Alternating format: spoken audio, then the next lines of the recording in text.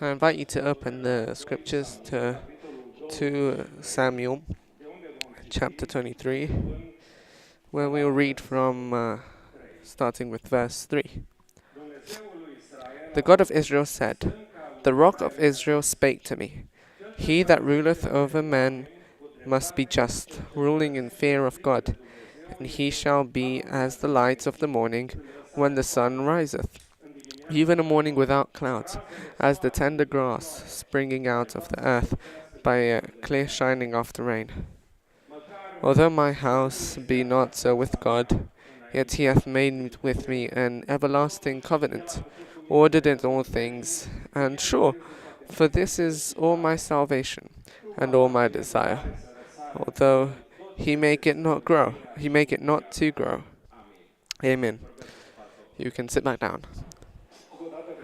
Again, I want to thank your pastors, Pastor George, the other George, for the invitation that you guys have given me to be here with you guys in this weekend.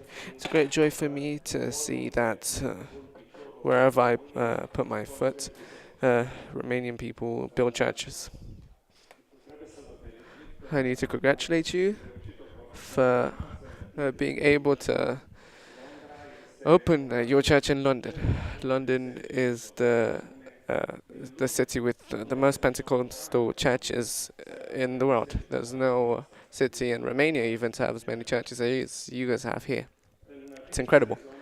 In Phoenix, Arizona, where I am now, we also have 7 churches.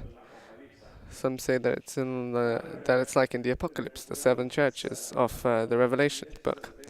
But it's great to see that our churches grow and God's work spreads more and more around the world. I'd like to carry on with my discussion about families, which we've started yesterday. A few thoughts, like a introduction almost. I'm in America for 35 years now, and probably I could be able to tell you what things can happen in America, what will happen in America for 20 years or so, in large. Because these communities in the diaspora suffer transitions, and not the best types of transitions, through the fact that we adjust to the new cultures where we came from. Because of the new generation adjusts quicker than we do, the older ones. Because you'll live the drama of seeing your youth leaving to other people that speak a different language to us. But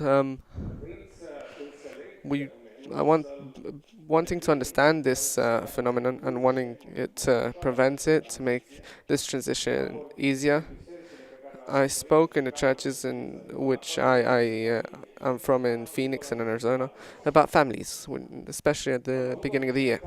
I had the used to hold lectures about families in the first months of the year, because of this desire that I have to try and prevent almost the traumas in Romanian families in the diaspora. I also want to say that I had great blessings from God, as I've only had to held part in one divorce in the last 15 years in Arizona, and after which we were able to reconciliate them and they got married again. But in the last 15 years, or maybe more, after I moved to Phoenix, Arizona, I saw families arguing more and more.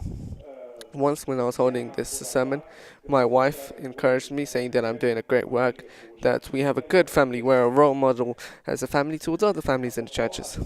By the way, as long as you have small children, don't rush the way me and my wife did to draw the conclusion that we have a perfect family and we can tell others how to grow their children.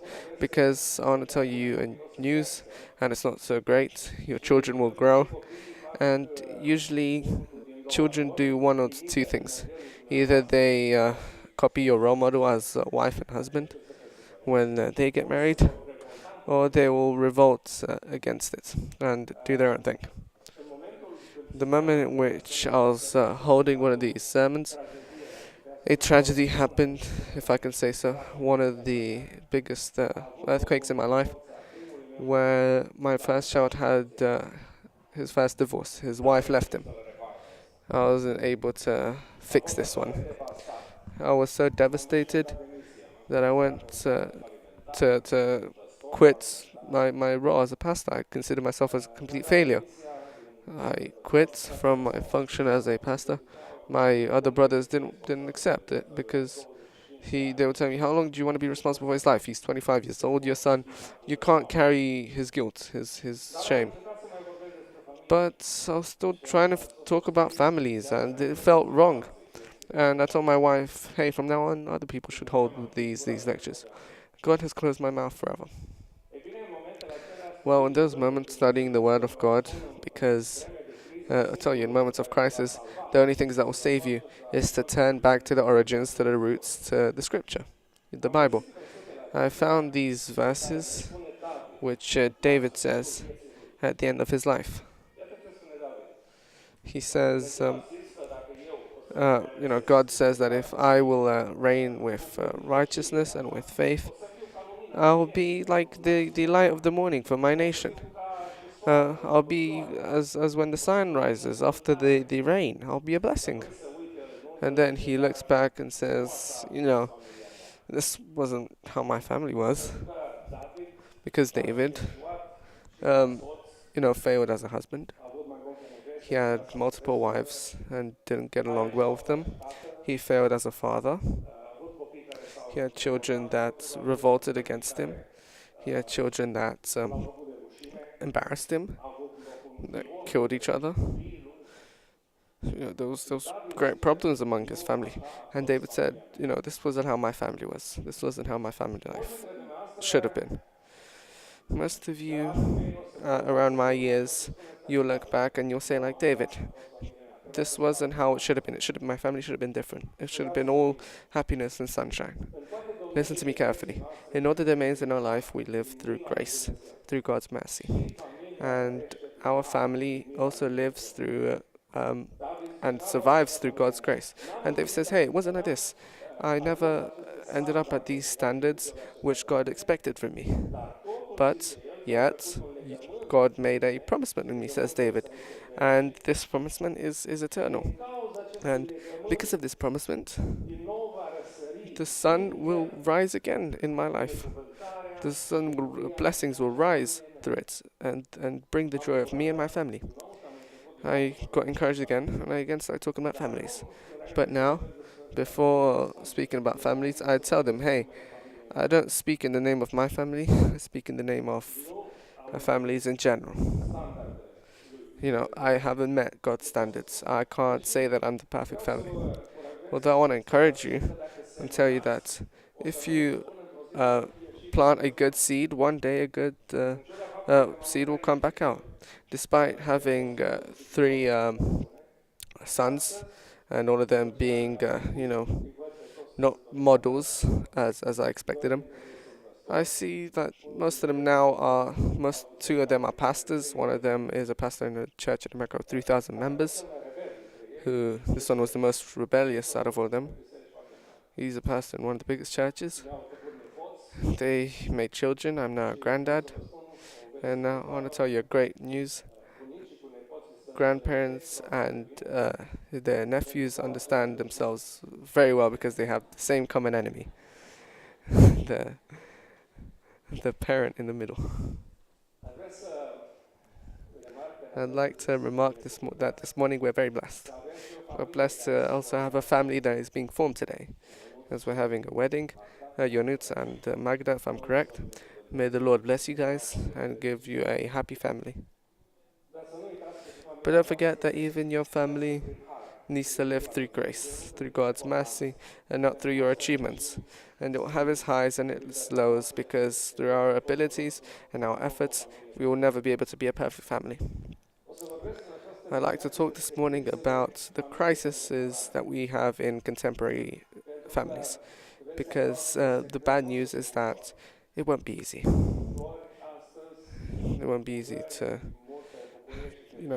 there's a lot of joy in these days, but your journey isn't so easy. Today's modern day family has a lot of enemies from the outside and the inside.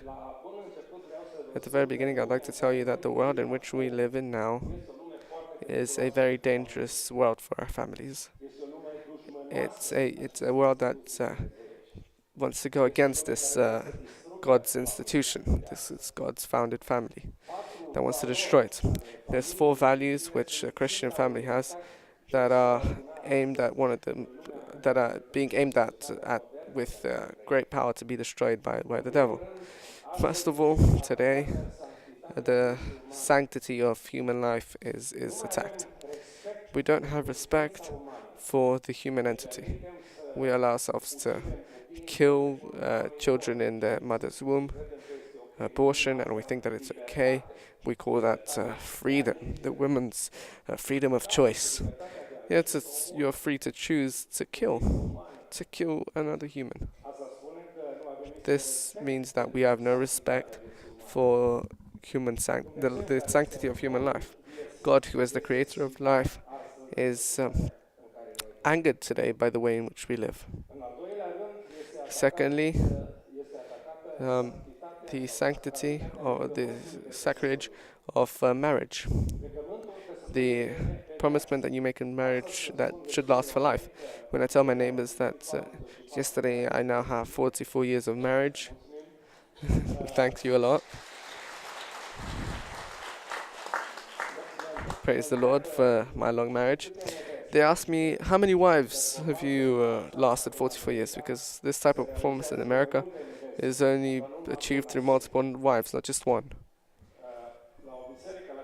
At a church in Chicago, which I was a pastor for 17 years, an old neighbor walked across the road, came to me, and I was so flattered because in her tradition, she said father when she called the instead of pastor. I was unused of being called this, especially from a slightly older woman. She says that I'm so surprised to see something that I haven't seen for the last in the last 50 years. And, what did you see? What was it that you saw in me that you haven't seen for 50 years? And she said, I saw parents with children coming to church, holding hands. And she says, this is what I haven't seen for 50 years. Because in our society in which this woman lives, this promisement in marriage didn't have any value, any importance. Sometimes I joke and I say our young people that come to church, and when the service holds 2-3 hours, and then they have a big meal which costs a lot of money, flowers which again costs money, and the wedding which costs a fortune. I went to one of my nephews at a wedding in Chicago. He had 800 guests. Now imagine that. Now how could you go through such a pain? That's why, we don't really know, most of us Romanians don't know about divorce. Imagine having to spend that much money for 2-3 weddings throughout your life. Now imagine going to Las Vegas and, you can now have weddings in the car. You just open your window, the Pope sits at another window, he puts a cross on you, he blesses you, and technically you're married. He says, go and do it now. And that's it, that's all your wedding. It lasts 5 minutes. Sometimes it's not even in church. Sometimes it's in a park or in a restaurant. There's no respect in weddings. There's no respect in this holy institution that God made through families.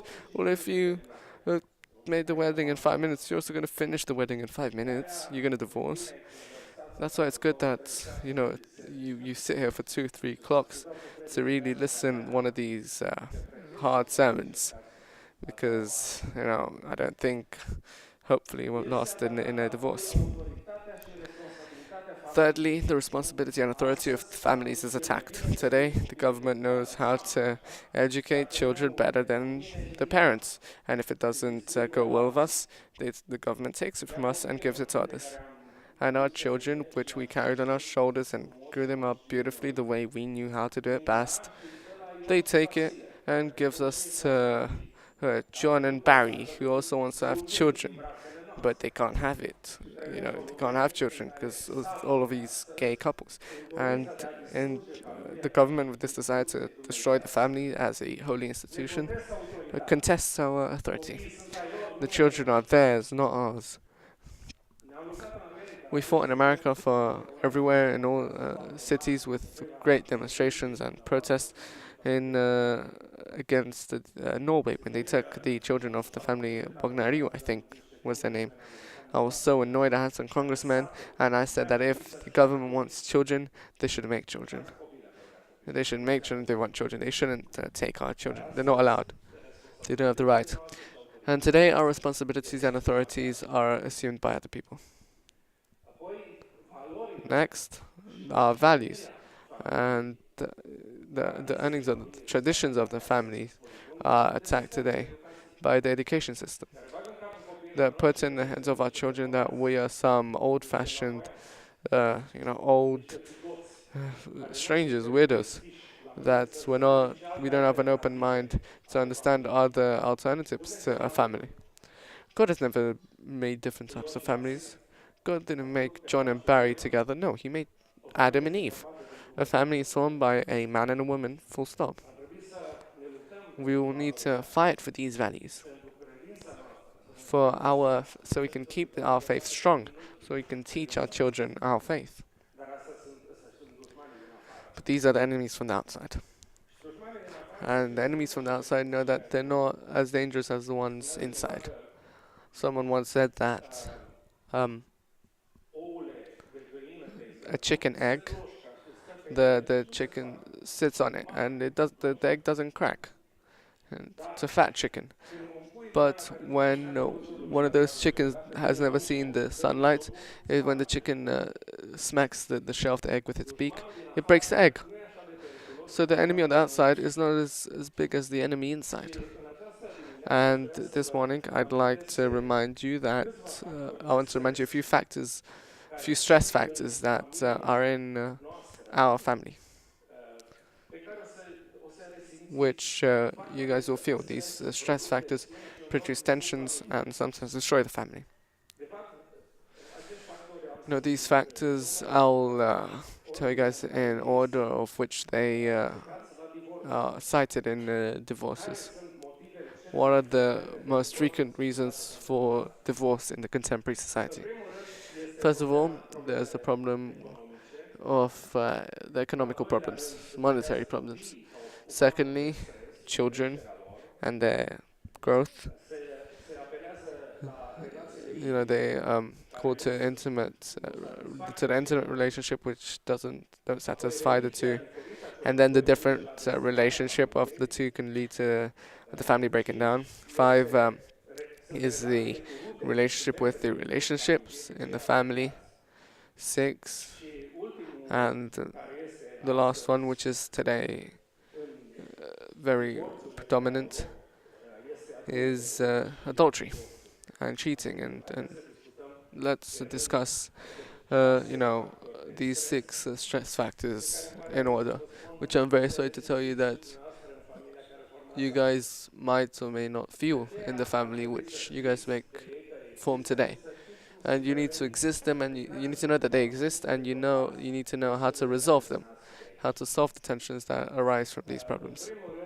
First of all, I'd like to remind you that about money and how they should be administrated in the family. Know that the money have different values. Money has different values. For the one that earns it is different, and for the one that spends it is different. The value of the coin is different. Usually, you who work from morning to end, building or up on a roof, putting roof tiles, the value of the pound, the British pound, is very different towards maybe your wife who goes shopping with that money. 2 different values of the money, seen in the eyes of the one who earns it or the one who spends it. I need you to understand that from very beginning, you guys will need to understand what part of your money is yours and what part of your money is the Lord's. When I got married to a pastor's daughter, and being raised at the countryside, we didn't give money to the church because they didn't need money. We used to tidy the church up, in turn, with the few coins that would be um, brought up at the when we're collecting money. We'd buy oil for the lamp because we'd have lamps. We didn't have electricity. And this is pretty much all that was spent, and maybe like a few Bibles being bought to have in church. And that's how we were brought up. The church didn't really need money. Missionaries would be raised funds from other areas. We didn't pay any workers because we are all voluntaries. But there was nothing really we needed to give. And I grew up knowing that the church doesn't need much money. And I got married to a daughter of a pastor, of a Pentecostal pastor, and which told me that the first money that we earn is the Lord's.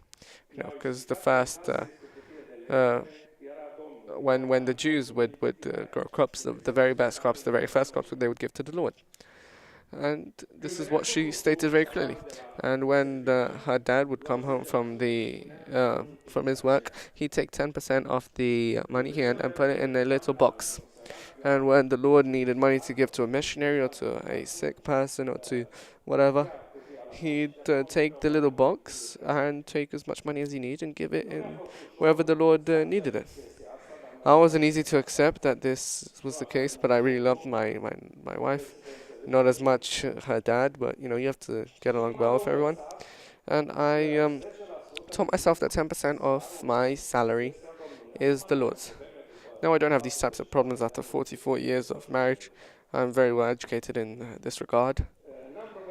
I don't have any problems with giving the Lord 10%. At the end of the year, when I calculate how much I give to the church, I'm more and more happy when I go over 10% actually.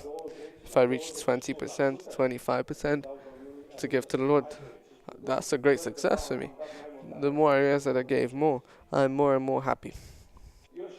I know that we come from different traditions. We come from different areas in Romania, and this subject is completely unpopular to us.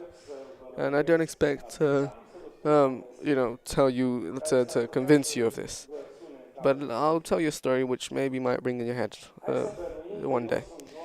Let's suggest that I am a very rich person. I'm a billionaire. Very rich. The Lord has blessed me with this. And I go somewhere in a foreign country, somewhere far away from home. And before I leave, I choose 3 friends that, I trust them. And I say, hey, if I'll leave in this country, every month, I'll give you guys a check of $10,000 to all of you. Because you guys are my friends. I love you. But I have one desire. For my wife to not feel alone, please visit her every month and give her $1,000 to my wife. She doesn't need money, but I want her to feel visited, appreciated, and loved by everyone. They're all happy. I left happy knowing that I can trust them. And a few months later, I call my wife and I say, "Hey, what's up?" And she says, "Hey, your first friend is like the Germans, like the clock. At the first day of the month in the morning at 8 o'clock, knocks on my door and gives me $1,000. Every month he's never gone wrong. He's fantastic. He's amazing, punctual. I love him. The second, he's even more amazing. This guy always brings something more. Sometimes 1,100 or 1,500. This guy has never ever given 1,000, but he's always given more than you asked. This is fantastic." But George, the third one, well, she says, George is a good lad. In the first month he came. In the second he only gave 800. In the third he only gave 500. In the fourth he didn't come. What do you think happens to me now? My emotions. I get very angry. I call George And I'll tell him, hey, you won't see a single pound from me from now on. You're not serious, you're not giving 10%, you didn't hold your word. Who do you think I'll give more money to? I'll take this 10,000 to someone and I'll give it to the second one because the second one has a bigger heart and helps my wife out more. Uh, by the way, do you think God is any less intelligent than this? Do you know that the church is the wife of Christ? Do you not think that we need to take care of it? I don't know if I've convinced you of this, but remind yourself of this story. 10% is the Lord's. How much money do we need in our family? Do we know or do we not know? Do we know how to differentiate between necessities and luxuries? We don't, many times. I was speaking yesterday about, maybe the British man has the same definition. With money that he doesn't have, he buys things that he doesn't need to impress people that he doesn't love. We buy cars because that guy has a car. And we want ours to be slightly better than his, more automatic, more faster. Do we know how to differentiate between luxuries and needs? Between desires and needs? If I'd asked my mum or my grandma, or if you asked your mum or your grandma what their kitchen looked like and how many things they had in their cupboard about 50 years ago, and to come and see how many things you have in your cupboard today. Today we have sprays for anything. The church committee, we used to give them pizza because hungry men are usually angry.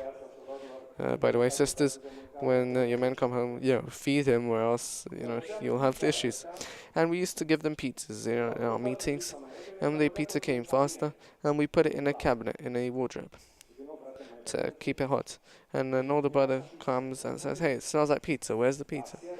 And this cashier is selfish and took a pizza spray and sprayed it round the room, and I was so surprised. I'm like, what's wrong with this guy? We have so many objects, so many things which we harden our lives with so much, and we don't need them. We can very easily give them up. We don't know how to differentiate between our needs and our desires. Why do we buy certain things? What are we buying in the first place? We need to understand these things very well, because as every day passes, we enter into debt more and more. We have debt on all our credit cards and all our cards.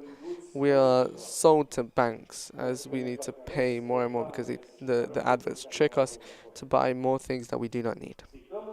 We fall in this trap every time we think that money is only man's and not God's. When you give God his part, he gives you wisdom to use the other 90% on what you actually need. If you think you're wise enough to administrate them by themselves, you will fall in debts and no one will be able to pull you out of it. Another thing which I want to mention here, and this may catch you well to some of you girls that are not married. For some women, the ideal man must be smart enough, wise enough to earn a lot of money, and dumb enough to let her spend it all. This is the ideal man for many women. Onassis, who was one of the richest people in the world at one point, said that if women wouldn't exist, all men in the world would not have any importance. Because it seems like 80% of all the money is spent towards women, or spent by women, and 20% are only spent by men to women, buying them gifts. The second area of conflict, which arises to tension in the family, are children and their growth. I believe that you have discussed before getting married, and have a theology about how many children you want, what boy, girl, And if you haven't done this, you'll have very bad problems in throughout your marriage, because one of you may say that you want as many children as possible, and maybe the lady will say that she only wants 1 to 2, and then you have a great problem when you talk about your family's dimensions. I want to tell you this, that wherever I go in family conferences, I meet about in every church um, a a problem, a general problem in that I've seen in almost all Romanian churches. They got married for 3 years and they already have a child. She's no longer as beautiful as she once was in her youth, as thin as she once was. Children have left marks on her body, and he's just as young. He has no problem. He looks just as good or even better because now someone feeds him on time. She is scared because not only has she lost her shapes and curves and beauty, but she lost her time. She doesn't have as much freedom. She wakes up at night to feed the child. She can't sleep. She's full of stress. She can't go in. They can't go on holidays. She's scared about the things that happen in life. And then, poor woman goes to an older sister to ask her what she should do. Because that's what's said in the Bible, you know. Go to the older sisters to give you advice, to teach you how to love your family. Maybe some of them might teach you how to do the opposite, and you need to stay away from them. And this sister tells me and says, you know, the older sister might tell her, you need to fast, you need to pray, and the idea is great. And then Monday, you have prayer at Sister Mary, then to Sister Vanessa, then they pray at church for them, and she's present everywhere, and he needs to stay with the children. Maybe a week, 2, 3, it works to leave your husband with the children and for you to go out praying. But when she comes back home and he has some ideas, and she holds him, a little prayer that wives usually hold, that you need to fast as well with me, to do this and that, and get away from these desires. And the old man feels he's no longer loved by the women. Listen to me carefully. Prayer is good for many things, but not a form of separation between the wife and husband. The fasting and prayer should not act as a contraception between the two spouses. It's an idea which is completely incorrect. Among the things that you need to decide from today onwards is that abortion should not exist even as a available option, because it's the killing of a son, of a human being. If we bring a child into the world, and I say that this isn't my business, nor the pastors, nor the churches, to enter everyone's homes and to teach you how many children you should do, how you should grow them. I met a family in a church in which I pastored that had 19 children, and all of them came to be baptized at the end, and are extraordinary people, because it was a mom that had some great spiritual resources. But at the same time, I've also met families that only had one child, and that child was awful. It was a great pain to their parents. We can't tell anyone how many children they should have, because if God would make us all the same, having the same health, identical like robots, maybe He could have told us in a verse to have 12 kids, like the apostles, and to grow them like this and like that. No, but we're all unique, we're all different. This is your own personal problem and argument with God. You know the resources that God has given you, you know the health that you have, you know the stresses and responsibilities God has put upon you, and you need to make a decision on this. When you start adding when you start adding up everything you have, like when you go to war, you need to add up everything to plan things out so you can come out alive from the war. This is how you should think about families from the very beginning. You should calculate stuff, put everything in order, and then go ahead on your journey. Today, in our modern world, parents would say, hey, John, come quick because your children are fighting against mine. And this is the modern family of today, where children fight with one another. It says that, many children would step on the footsteps of their parents if they wouldn't be afraid to be caught.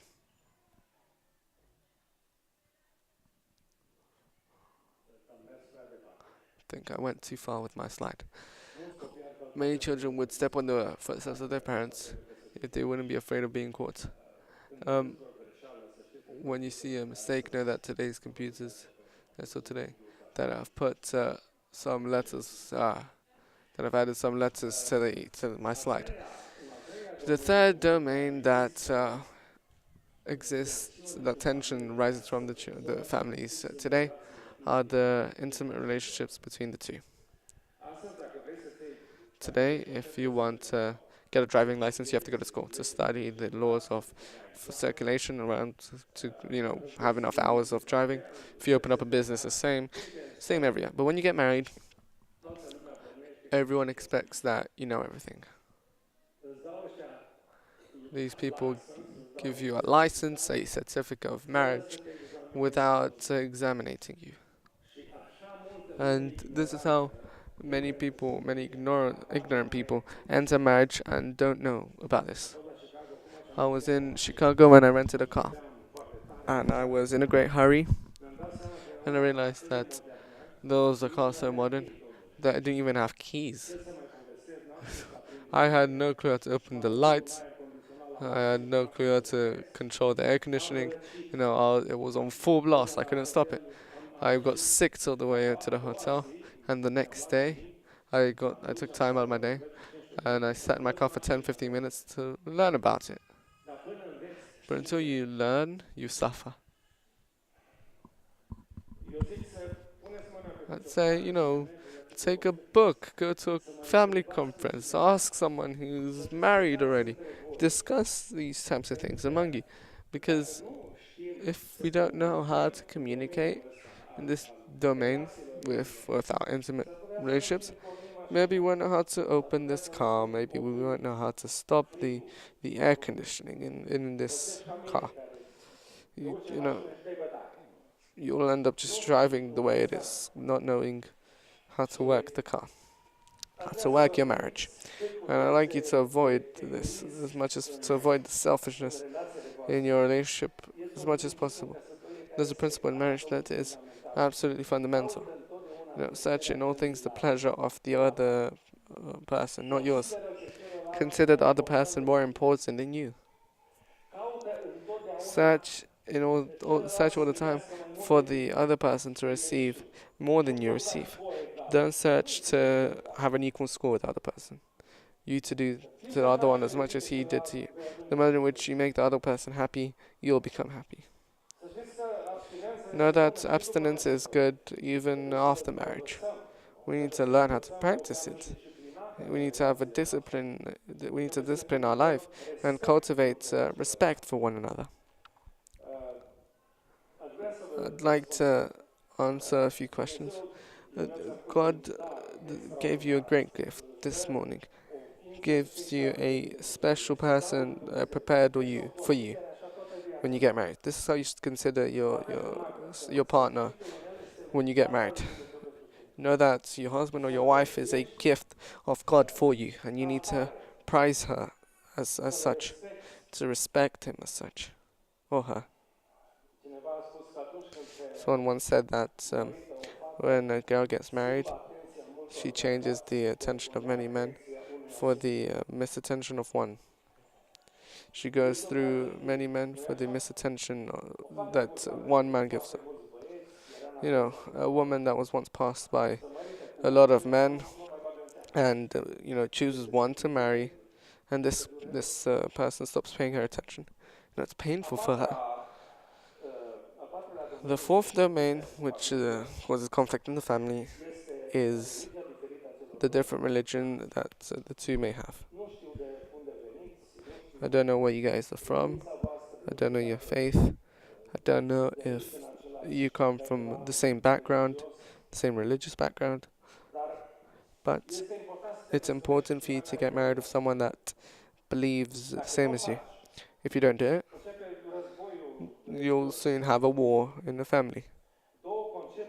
Two different conceptions about life will collide with one another sooner or later. Two sets of values will create sufferings in your relationships. In your time, Sundays, will be spent differently. Your children will grow in a great confusion. They don't know which religion is best, my mum's or my dad's. I met a cause which he was an Adventist and she was a Pentecostal. They loved each other. They built a great family. Everything went well. And he became a Pentecostal because, you have to listen to your wife. And, became Pentecostal. Everything was great. They had about 3 children together, extraordinary. But one day he went to work and met up with some Adventists of his. He again told him that, that's the best religion, to be an Adventist. In that family, a war started, a 30-year war. This war, it usually takes place in the living room, it transfers into the bedroom. He, on Saturdays, would go to the church on Saturdays to the Adventist, and she on Sunday would go to the Pentecostals. You know where the children went? To the clubs. Because in this types of religious wars in the family, the single conclusion was to take a different path to their mom and dad. Look what happened out of those two's relationship. Children are in great confusion. Another quote that I have says, he was faithful in the sense in which the church in which he didn't go was the Catholic one. We have many people like this that are very faithful, even though they don't participate in church. But let's move on. What's the next set of problems? Another area, the bigger family. The Word of God says very clearly that man will leave his mom and dad and will stick to his wife. And it's easy, more or less. We'll depart from our parents because we met someone that fascinates us. But sometimes they don't let us depart. First up, they convince us to stay with them at home. Why would you go, my beautiful son, my beautiful daughter, why would you go anywhere else? Because we have enough room here in our house for you to stay here with your wife or your husband. Listen to me. Put a distance between you and your parents. The bigger the distance, the better. If there's an ocean between them, it's superb. I understood, I got along well with my wife's dad, a lot better when I knew that I had an ocean between us. And you heard that story where they said that, your mother-in-law is a sour candy. This great problem that we have. My wife is very attached to her mum, and I keep telling her this saying. And, mothers-in-law know everything. From how to cure any sickness that your son may have to how you should treat your husband. I had a great interdiction from my mother-in-law to not say any joke about mothers-in-law in general. It was a taboo. I wasn't allowed at all. Now with my father-in-law, I got along better or worse, but with my mother-in-law it was completely dangerous. I never said any joke until she died. It says that it was a great funeral procession in the town. The car with the dead person and a bunch of men, only men, after that car. And behind the car, right next to it, a car with a man with a dog in his arms.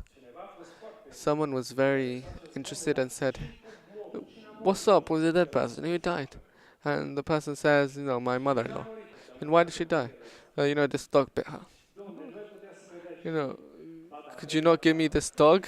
Yeah, go back in row. They were all in row for the dog to bite their mother-in-laws. You know, this office that your mother-in-law has is almost as a um, office of customer service. You know, the expert of everything. You know, you always have her stories when they'd say, "Hey, when I was your age, I used to do this, this, and that, and you're doing it awful."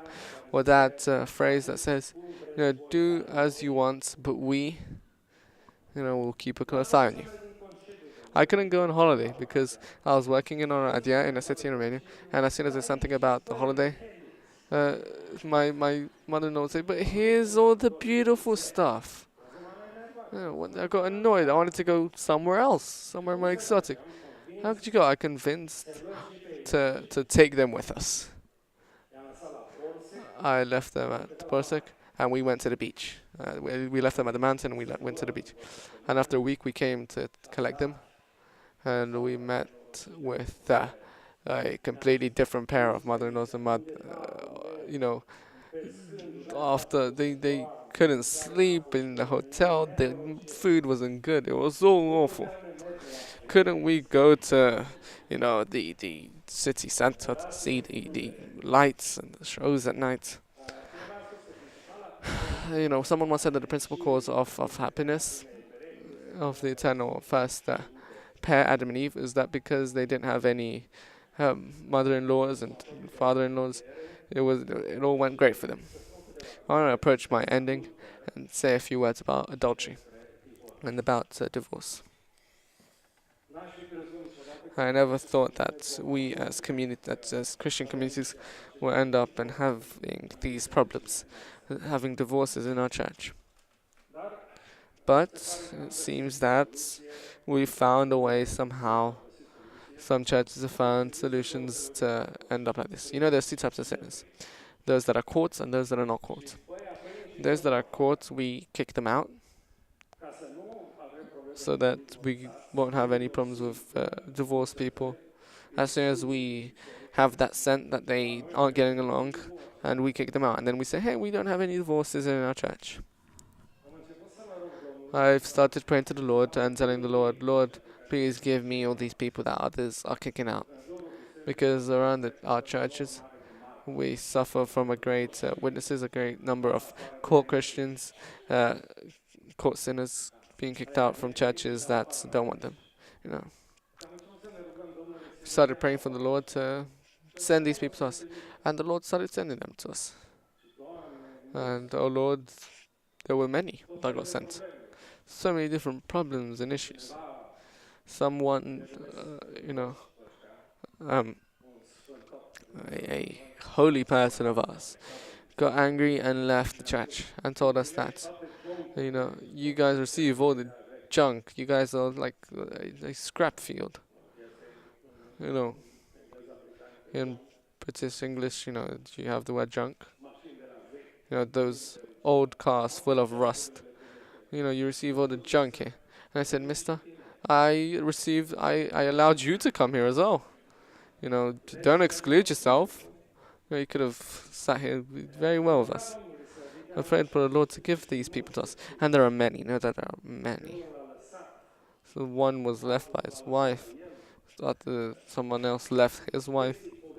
It's incredible stories. And these people need help.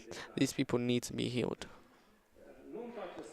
Don't turn your back to some of these types of victims of society, because divorce in the modern world is an institution. It's a huge institution. It's like a monster that sucks up the blood of our society. Half of all the homes which are in America and are getting sold are because of divorce. Half of them. Many people live. Many lawyers live because of divorces. Hundreds of lawyers, hundreds of judges, hundreds of social assistants. It's a huge machine that grows through the destroyed blood of our families. You walk on the road and there are massive billboards and adverts saying "good divorce," $2,500. Very cheap. It was very cheap. That was how a lawyer was at the beginning. And then he takes the rest of your money at the processes, and you lose your house and you lose your children. It's a great interest of a huge machine to destroy families, because this monster lives through the blood of our families destroyed. You know, never think of such a thing. So, decide from the very beginning. We can argue as much as we want, but we will never end up in divorce. If we promise this to the Lord, we'll hold ourselves to this promisement. You know that divorce is worse than death, because if one of the two die, whatever, this wound heals and you can get remarried. But as soon as a divorce happens, that this divorce remains permanently somewhere. And both the parents will come to the graduation of the child, to their wedding, and you'll see her and you'll meet with him or her all your life, because in the middle of you two there's a child. Children are the ones that suffer most after a divorce.